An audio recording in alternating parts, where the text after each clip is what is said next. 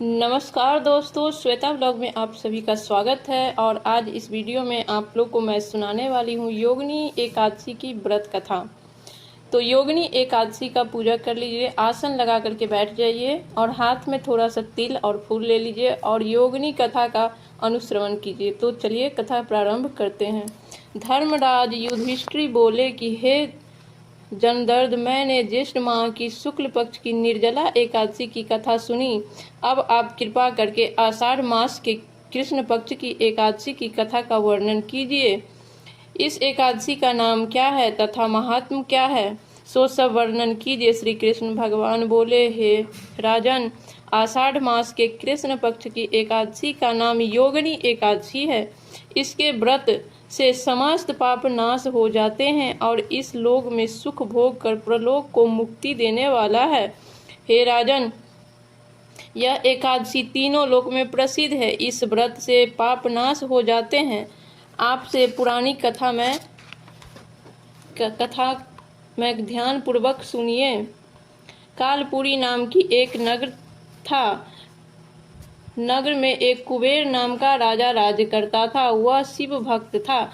उसकी पूजा करने के लिए एक हेमा मालिनी पुष्प लाया करती थी। उसके विशाल छनी नामक अत्यंत सुंदर स्त्री थी। एक दिन वह मान सरोवर से पुष्प लेने आया, परंतु कामाख्या होने के कारण पुष्प को रखकर अपनी स्त्री के साथ रमन करने लगा और दोपहर तक न गया। जब राजा कुबेर को उसकी राह देखते देखते दोपहर हो गई, उन्हें बहुत क्रोध आई। क्रोध पूर्वक अपने सेवक को आज्ञा दिए कि तुम लोग जाकर देखो, हेमा मालिनी का पता लगाओ कि अभी तक पुष्प क्यों नहीं लेकर आया। जब सेवक ने उसका पता लगाने गए तो कुबेर के पास आकर कहने लगे कि हे राजन, वह माली अभी तक अपनी स्त्री के साथ रमन कर रहा है। सेवक की बात को सुनकर कुबेर ने हेमा मालिनी को बुलाने की आज्ञा दी। हेमा मालिनी राज कुबेर के सम्मुख डरते कांपते हुए उपस्थित हुई। उसको देखकर राजा कुबेर को अत्यंत क्रोध आया और उसने कोढ़ी हो जाने का श्राप दे दिया। मेरे पास पूर्ण जन्म के ईश्वर शिवजी का अनंत भक्त हूँ। इसमें मैं तुम्हें श्राप देता हूँ कि तुम स्त्री का वियोग भोगोगे और मृत्यु लोक में जाकर कोढ़ी हो जाओगे। कुबेर के श्राप के प्रभाव से वह उसी क्षण स्वर्ग से पृथ्वी पर गिरा और कोढ़ी हो गया। उसी स्त्री भी बिछुड़ गई। मृत्यु लोक में आकर उसने महादुख भोगा, परंतु शिवजी के भक्त होने के प्रभाव से उनकी बुद्धि मलिन नहीं हुई। पिछले जन्म की भी शुद्ध रह गई। इसीलिए वह अनेक दुख को भोगता हुआ तथा अपने पूर्व जन्म के कुकर्मों का स्मरण करता हुआ हिमालय पर्वत की तरफ चल दिया। वहां पर चलते चलते मार्कंडेय ऋषि के आश्रम में पहुंचे। वो आश्रम अत्यंत वृद्ध तथा तपस्वी थे।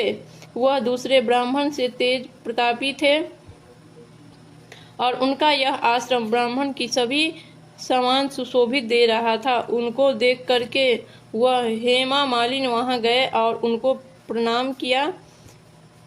उनको देखकर मार्कंडेय ऋषि बोले कि तुमने कौन सा खोटा कर्म किया जिसके कारण तुम्हें ये दुख प्राप्त हुआ। महान दुख भोग रहा है।